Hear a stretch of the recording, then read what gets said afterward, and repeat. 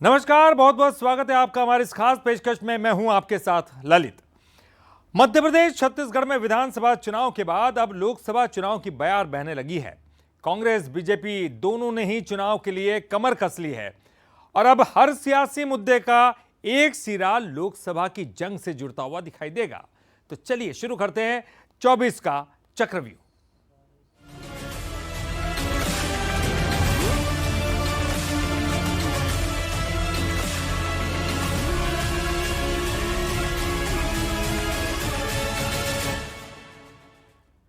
22 जनवरी वो तारीख जो इतिहास के पन्नों में दर्ज होने वाली है। राम मंदिर प्राण प्रतिष्ठा के शुभ कार्य का हिस्सा हर कोई बनना चाहता है, पर कांग्रेस ने इस आयोजन से दूरी बना ली है। सोनिया गांधी और मल्लिकार्जुन खड़गे ने राम मंदिर लोकार्पण कार्यक्रम को बीजेपी का इवेंट बताते हुए इनकार कर दिया, तो कांग्रेस आलाकमान से इतर कमलनाथ का स्टैंड बीजेपी को भी चौंका रहा है। धर्म एक निजी विषय है। आरएसएस बीजेपी ने अयोध्या मंदिर को पॉलिटिकल प्रोजेक्ट बना दिया है। अधूरे मंदिर का लोकार्पण बीजेपी चुनावी फायदे के लिए कर रही है। जन भावनाओं का सम्मान करते हुए मल्लिकार्जुन खड़गे, सोनिया गांधी और अधीर रंजन चौधरी उस न्योते को अस्वीकार कर रहे हैं जो साफ तौर पर आरएसएस बीजेपी का इवेंट है। कांग्रेस महासचिव जयराम रमेश के इस पत्र को देखकर आप समझ ही चुके होंगे कि राम मंदिर के निमंत्रण पर कांग्रेस की ना है। 22 जनवरी के ऐतिहासिक दिन से पहले कांग्रेस ने अपना स्टैंड क्लियर कर यह साफ कर दिया कि धर्म के मुद्दे पर वो बीजेपी के सुर में सुर नहीं मिला सकती।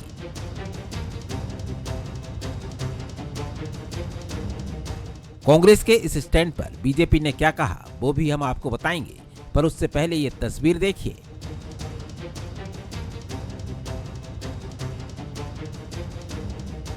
एक तरफ राम मंदिर को लेकर सियासत गरमाई है तो छिंदवाड़ा में उत्साह का माहौल है। सिमरिया हनुमान मंदिर में पूर्व सीएम कमलनाथ और सांसद नकुलनाथ ने राम नाम लिखा। नाथ ने तो ये भी कहा कि वो किसी की सलाह या दबाव में नहीं, जन भावनाओं में ऐसा कर रहे हैं। ये हमारी भावनाओं से हम कर रहे हैं। हमारी जो धार्मिक भावनाएं हैं, इसमें कोई किसी का सलाह नहीं है, किसी का दबाव नहीं है। हमारी भावनाएं, जिस भावनाओं से मंदिर बनाया, ये उस भावनाओं को मैं व्यक्त करता हूं। कमलनाथ और कांग्रेस आला कमान की राम भक्ति का अंतर कई सवाल खड़े कर रहा है। इस पर बीजेपी का कहना है कि सिर्फ कमलनाथ की राम भक्ति कांग्रेस को नहीं बचा सकती।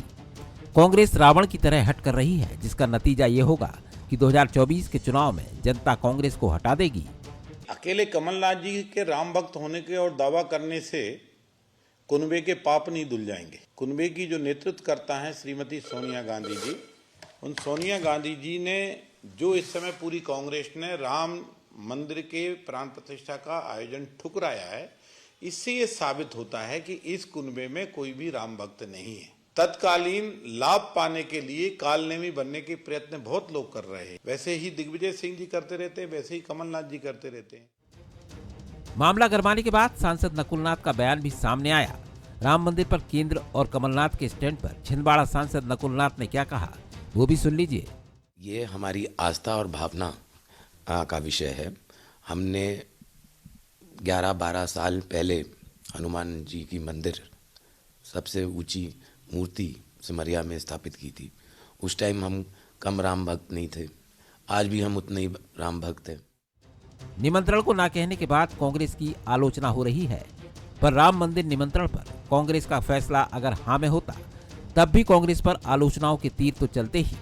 वहीं कांग्रेस की नाम महागठबंधन के लिए भी मुसीबत का सबब बन सकती है। Bureau report, Bansal news.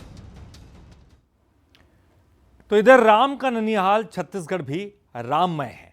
Sai cabinet Modi की एक और गारंटी को पूरा करते हुए जल्दी श्री राम लला दर्शन योजना शुरू करने जा रही है। बुधवार को हुई कैबिनेट की बैठक के बाद डिप्टी सीएम अरुण साव ने कैबिनेट के फैसलों की जानकारी दी। राममय माहौल में बीजेपी संकल्प पत्र के एक वादे को पूरा करने को उपलब्धि के तौर पर देख रही है, तो धान का फैसला नहीं होने से कांग्रेस कैबिनेट के फैसले को निराशाजनक बता रही है। भगवान श्री राम लला के अयोध्या धाम में दर्शन कराएंगे छत्तीसगढ़ के लोगों को, ऐसा वादा किया था। उस पर आज हमने निर्णय किया है। जैसा कि आप सभी को पता है कि 22 जनवरी को छत्तीसगढ़ सरकार प्रदेश वासियों को रामलला के दर्शन कराने हेतु अयोध्या ले जाने की घोषणा की है, जिसके पालन में राम दर्शन योजना हम शुरू कर रहे हैं। उम्मीद थी कि मंत्रिमंडल धान की खरीदी में किसानों के कर्ज माफी के बारे में भी कोई निर्णय नहीं लिया। साथ ही महतारी वंदन योजना, उसके बारे में भी कोई निर्णय नहीं लिया गया। राजीव गांधी किसान न्याय योजना की चौथी किस्त के बारे में भी मंत्रिमंडल ने कोई निर्णय नहीं लिया। भारतीय जनता पार्टी के विष्णुदेव साय मंत्रिमंडल ने एक बार फिर से जनता को निराश किया है। मुरैना मध्य प्रदेश की वो लोकसभा सीट जो विधानसभा चुनाव के दौरान सुर्खियों में आई। यहां से सांसद रहे केंद्रीय मंत्री नरेंद्र सिंह तोमर को अचानक से दिमनी सीट से टिकट दे दी गई। नरेंद्र सिंह तोमर विधायक और अब विधानसभा अध्यक्ष की जिम्मेदारी संभाल रहे हैं, जिसके बाद अब यही चर्चा है कि बीजेपी से नरेंद्र सिंह तोमर के बाद अब कौन?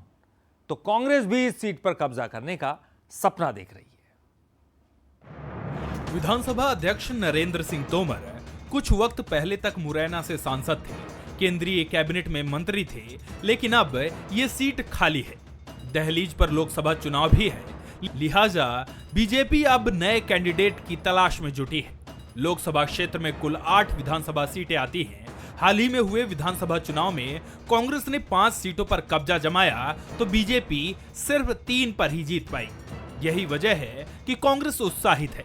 जीत के इरादे से तैयारियों में जुटी कांग्रेस का दावा है कि एक एक कार्यकर्ता बूथ लेवल पर काम कर रहा है।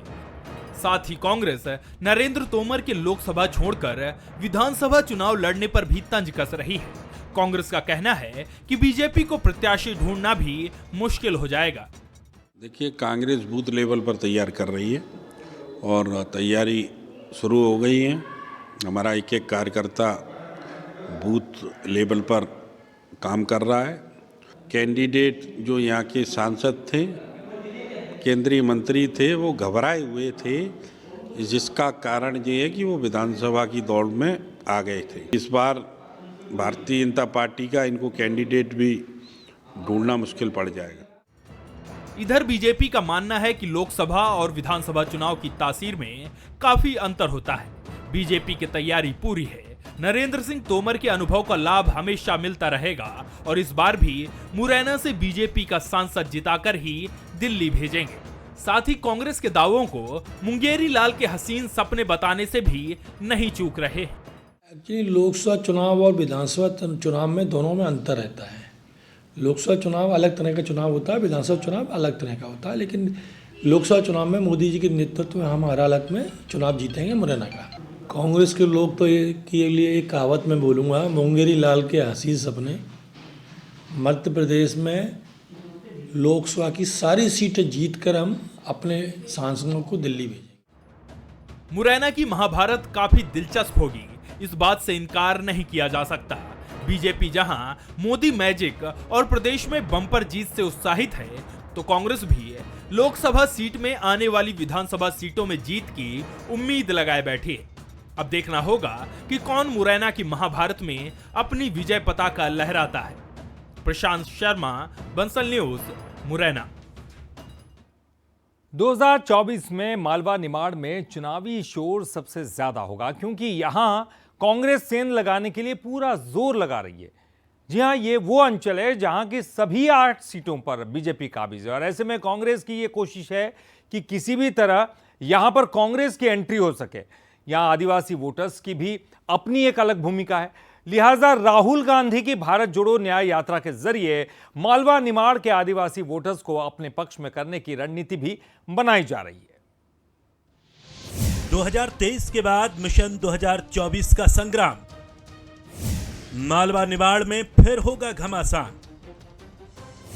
आदिवासी वोट पर कांग्रेस बीजेपी की नजर। किसकी रणनीति का होगा जिताऊ असर? 2023 के विधानसभा चुनाव में मालवा और निमाड़ में बीजेपी ने जोरदार प्रदर्शन किया और सत्ता पर काबिज होने में कामयाब रही। अब लोकसभा चुनाव की बारी है। मध्य प्रदेश की 29 सीटों में से 8 मालवा निमाड़ में आती हैं। 2019 में सभी 8 सीटों पर भाजपा का परचम लहराया था अब कांग्रेस की नजर उन लोकसभा सीटों पर है जहां मोदी लहर के बावजूद बीजेपी का मार्जिन दूसरी सीटों के मुकाबले कम था। नए सियासी माहौल में प्रदेश के मुख्यमंत्री डॉक्टर मोहन यादव, कांग्रेस अध्यक्ष जीतू पटवारी और नेता प्रतिपक्ष उमंग सिंगार मालवा से ही हैं। ऐसे में मालवा निमाड़ की लड़ाई दिलचस्प होगी। क्षेत्र की 8 में से 3 लोकसभा सीटें आदिवासी वर्ग के लिए आरक्षित हैं। इन सीटों पर 2019 के चुनाव में कांग्रेस के प्रत्याशियों की हार का आंकड़ा कम रहा था। मालवा निमाड़ में कांग्रेस की उम्मीद 2019 में रतलाम झाबुआ सीट से कांतिलाल भूरिया करीब 90,000 वोट से हारे। धार से कांग्रेस के दिनेश ग्रेवाल 1,55,000 मतों से हारे। खरगोन में डॉक्टर गोविंद मुजालदा 2,02,000 वोटों से हारे। बाकी सीटों पर मोदी लहर में मार्जिन 2,75,000 के पार रहा। कांग्रेस के पास मालवा निमाड़ से आदिवासी विधायकों की संख्या ज्यादा है। उमंग सिंगार के साथ हनी बघेल, डॉक्टर विक्रांत भूरिया, डॉक्टर हीरालाल अलावा और मंटू सोलंकी जैसे विधायक जीत कर आए हैं। तो वहीं राहुल गांधी की भारत जोड़ो न्याय यात्रा भी मालवा निमाड़ के आदिवासी क्षेत्रों से होकर निकलने वाली है। कांग्रेस का दावा है कि इस यात्रा का जोरदार असर देखने को मिलेगा। बीजेपी राहुल गांधी की यात्रा पर तंज कस रही है। देखिए, बहुत फायदा होगा कि जिस तरह से एक माहौल भारत जोड़ो यात्रा का पूरे देश में बना था, वैसे ही इस भारत न्याय यात्रा से एक न्याय के प्रति जो एक जागरूकता एक आम नागरिक की होना चाहिए वो आएगी। क्योंकि इस सरकार से लड़ने के लिए अब सबकी ज़रूरत है, जनता की ज़रूरत है। ये आज़ादी की दूसरी लड़ाई है, क्योंकि जनता न चुनाव अपने जो सरकार है, जो चुनाव आयोग सुनने को तैयार नहीं है, और इनको करारा जवाब देने के लिए हम वापस से ज़मीन पर उतरेंगे और राहुल गांधी जी के नेतृत्व में वापस से एक संघर्ष शुरू करेंगे। राहुल गांधी जी ने पहले भी यात्रा निकाली, भारत जोड़ो यात्रा, और आपने देखा होगा इस मध्य प्रदेश में राहुल गांधी जी बुरहानपुर से इंदौर होते हुए मालवा की ओर गए थे, और उस यात्रा में मध्य प्रदेश के कांग्रेस के नेता जितने भी थे, नेतृत्व करने वाले, वो सब विधानसभा चुनाव में हारे हैं। बीजेपी की कोशिश मालवा निमाड़ में आदिवासी सीटों पर वोट प्रतिशत बढ़ाने की है, तो कांग्रेस मालवा निमाड़ के जरिए कमबैक करने की रणनीति तैयार कर रही है। किसकी रणनीति का कितना असर होगा, ये तो लोकसभा चुनाव के नतीजे ही तय करेंगे। पीयूष पारे, बंसल न्यूज, इंदौर। छत्तीसगढ़ में जारी धान खरीदी के बीच सियासी बयानबाजी भी जारी है। अब तक किसान 80 लाख मैट्रिक टन से अधिक धान बेच चुके हैं। धान की कीमत को लेकर सियासत थमने का नाम नहीं ले रही। एक तरफ तो 3100 रुपए कीमत देने को लेकर राजनीति हो रही है, तो दूसरी तरफ अब राजीव गांधी किसान न्याय योजना की चौथी किस्त को लेकर भी जुबानी जंग छिड़ी हुई है। धान का कटोरा कहे जाने वाले छत्तीसगढ़ की सियासत हमेशा धान के इर्द गिर्द ही घूमती रहती है। धान खरीदी के बीच एक बार फिर से कीमत को लेकर सियासी बवाल मचा है। फिलहाल किसानों को धान खरीदी के बाद एमएसपी का भुगतान किया जा रहा है। सीएम विष्णुदेव साय ने ट्वीट कर किसानों को भरोसा दिलाया कि जल्द ही उन्हें डिफरेंस की राशि भी मिल जाएगी। इस ट्वीट के बाद कांग्रेस को भाजपा पर हमला करने का मौका मिल गया। पूर्व मंत्री अमरजीत भगत ने कहा कि भाजपा 3100 रुपए में धान खरीदी का वादा कर सत्ता में आई थी, अब 2100 रुपए देकर किसानों को ठगने का काम कर रही है। अमरजीत भगत यही नहीं थमे, उन्होंने ये भी कहा कि आदिवासी झूठ नहीं बोलते। ये कैसे आदिवासी हैं जो झूठ बोल रहे हैं? बवाल सिर्फ 3100 रुपए को लेकर नहीं है, न्याय की चौथी किस्त को लेकर भी कांग्रेस लगातार हमलावर है। इसे लेकर उप मुख्यमंत्री अरुण साव का भी बयान सामने आ गया है।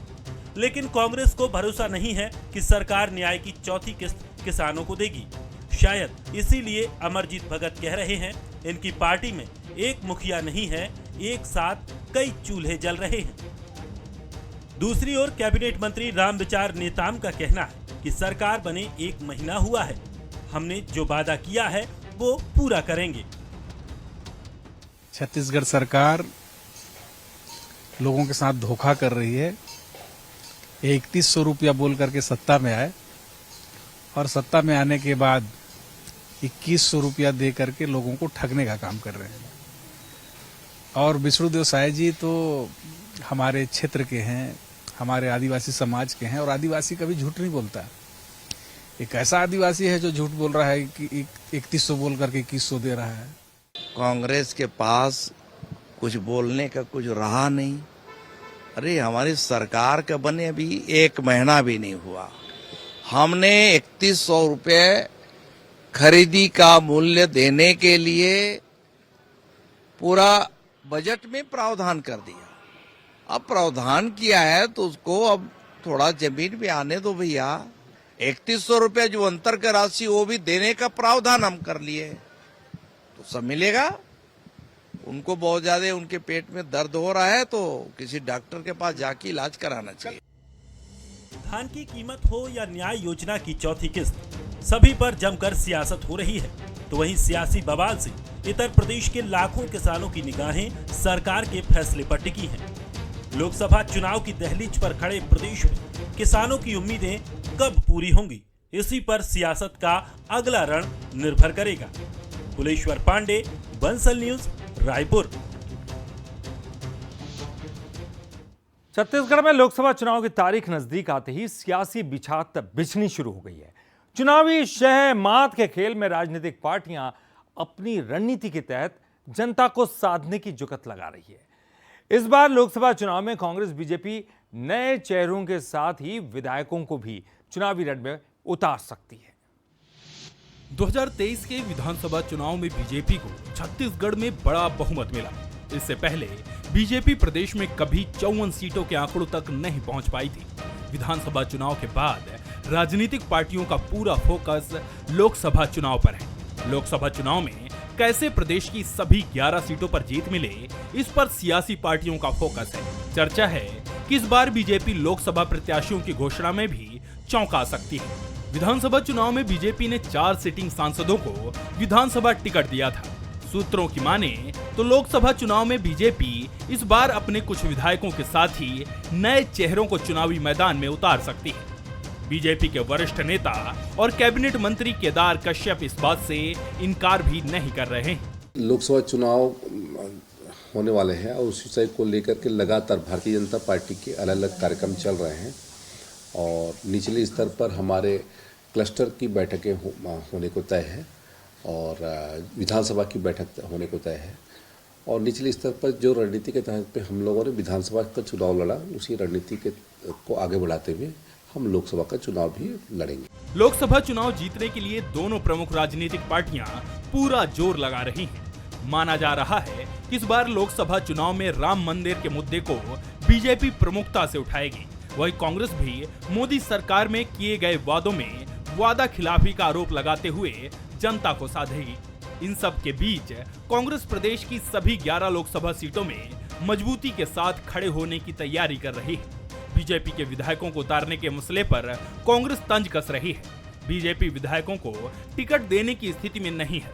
साथ ही कांग्रेस का कहना है कि पार्टी योग्य व्यक्ति को लोकसभा का टिकट देगी। कि हमने पूरी एकजुटता से विधानसभा का चुनाव लड़ा था। यह ठीक है कि परिणाम हमारी अपेक्षाओं के अनुरूप नहीं आए और पूरी तरीके से पूरी एकजुटता के साथ लोकसभा का चुनाव भी कांग्रेस पार्टी लड़ेगी और लोकसभा चुनाव के परिणाम विधानसभा चुनाव के इतर आने वाले हैं। उसका एक बड़ा कारण यह है कि अब की बार जनता मोदी सरकार से छुटकारा चाहती है। विशेष तौर पर जो उन्होंने वादा किया था महंगाई, बेरोजगारी, वादा खिलाफी सुशासन का, उसमें पूरी तरीके से नाकाम साबित हुए हैं। 2018 के विधानसभा चुनाव में महज 15 सीटों पर सिमटी बीजेपी ने 2023 में छत्तीसगढ़ में सरकार बनाने में सफलता हासिल की। ऐसे में बीजेपी के अंदर लोकसभा चुनाव को लेकर जबरदस्त जोश है। वहीं कांग्रेस भी मजबूती के साथ जनता के बीच जाने को तैयार है। अब देखना होगा कि लोकसभा चुनाव में राजनीतिक पार्टी किस मापदंड को अपनाकर टिकट का बंटवारा करती है। गौरव शुक्ला, बंसल न्यूज, रायपुर। तो हमारी खास पेशकश 24 का चक्रू में फिलहाल इतना ही। बंसल न्यूज पर खबरों का सिलसिला लगातार जारी है।